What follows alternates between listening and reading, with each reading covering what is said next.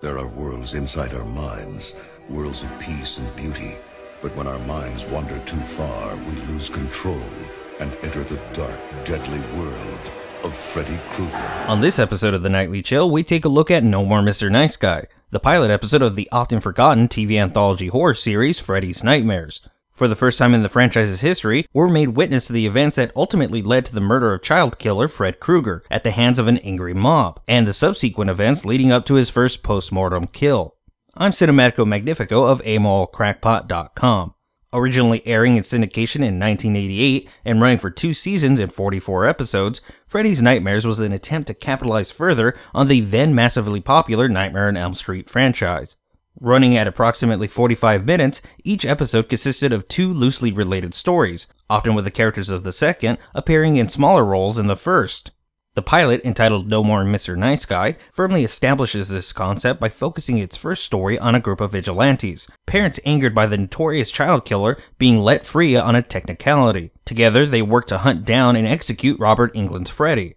The second story then focuses on a police officer who feels responsible for not having killed Freddy when he had the chance. After having helped the parents in the first story, he now struggles with both the guilt of having stepped outside the law and the problem of disposing of Freddy's remains before the FBI arrived to investigate things further.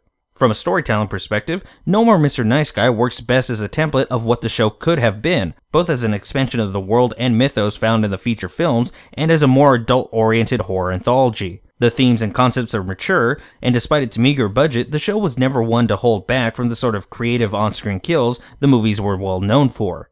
Unfortunately, despite the pilot being helmed by horror icon Tobe Hooper, he of the Texas Chainsaw Massacre fame, the show comes across as far too low budget. The sets constantly shift back and forth from more real, tangible locations, and the sort of barely passable sets that would be more at home in an Ed Wood movie. Worse, the vast majority of the actors are so low-grade that it'd be easy to believe that the cast was pulled from the same Acting 101 class at the local community college. If not for Robert Englund's always engaging presence and performance as the son of 100 maniacs, it's very likely the show would have never made it to air.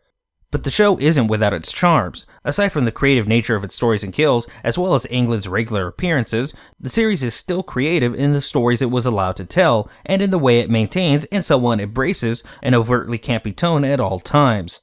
While not intentional, it feels like a low-rent send-up of the sort of stories found in old horror comics, including those that would later be reimagined in the much better remembered Tales from the Crypt. Though difficult to find, the series is worth watching for those who are die-hard Freddy fans and those fond of a more campy approach to horror.